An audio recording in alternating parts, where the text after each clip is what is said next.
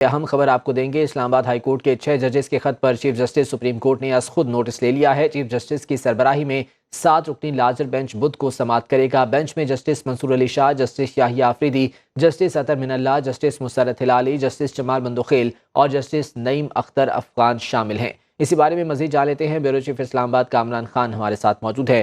कामरान खान, बताइएगा, बेंच तश्कील दे दिया गया है और 3 अप्रैल को समाअत भी होने जा रही है, क्या अपडेट्स हैं? जी बिल्कुल, देखिए, ये जो इस्लामाबाद हाई कोर्ट के 6 जज साहिबान थे जिनका एक शिकायती खत जो था वो चीफ जस्टिस ऑफ पाकिस्तान को भेजा गया था। सुप्रीम जुडिशल काउंसिल के सरबराह के तौर पर यह खत चीफ जस्टिस ऑफ पाकिस्तान को एड्रेस किया गया था, जिसमें यह कहा गया था कि अदलिया के मामलात में बैरूनी मुदाखलत हो रही है और एग्जेक्टिव और रियासती इदारे जो हैं वो अदलिया के मामलात में मुदाखलत करते हैं, जिसका सद्देबाब किया जाए। तो इस शिकायती खत पर इससे पहले हुकूमत ने एक इंक्वायरी कमीशन भी तश्कील दे रखा है, लेकिन उसका नोटिफिकेशन होने से पहले ही अब चीफ जस्टिस ने इसका आज खुद नोटिस लिया है इस मामले का, और इसके ऊपर इसको सुप्रीम कोर्ट में सुनने के लिए एक 7 रुकनी बेंच तश्कील दे दिया है, जो 3 अप्रैल को 11:30 बजे इस केस की समाअत करेगा। और उस बेंच की सरबराही खुद चीफ जस्टिस ऑफ पाकिस्तान काजी फाइज ईसा करेंगे, जबकि इस बेंच में सीनियर पियोने जज मंसूर अली शाह शामिल होंगे, justice Yahya Afridi, justice Jamal Mandokhel, justice Athar Minallah भी इस बेंच का हिस्सा होंगे, और उनके साथ साथ जस्टिस मुसर्रत हिलाली और जस्टिस नईम अख्तर अफगान ये भी इस 7 रुकनी बेंच का हिस्सा होंगे।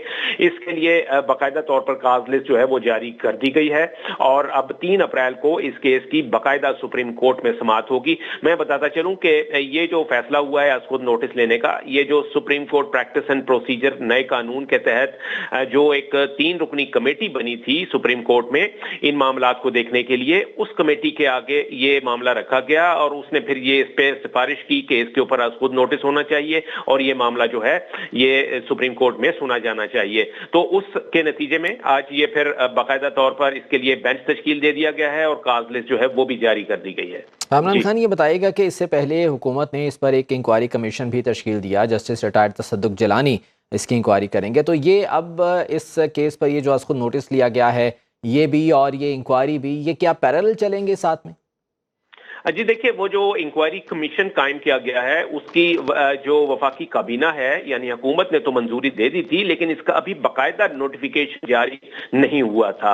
तो अब हो सकता है कि वो भी नोटिफिकेशन जो है जारी हो जाए और उसके बाद फिर अगर ये होता है तो इंक्वायरी कमीशन अपना काम करेगा, और जो ये जुडिशल मामलात जो यहाँ सुप्रीम कोर्ट में होंगे प्रोसीडिंग के, वो अपने तौर पर भी चल सकते हैं। लेकिन जैसा कि मैंने बताया कि अभी उसका बाकायदा कोई नोटिफिकेशन जारी नहीं हुआ है, उसको भी नोटिफाई नहीं किया गया है।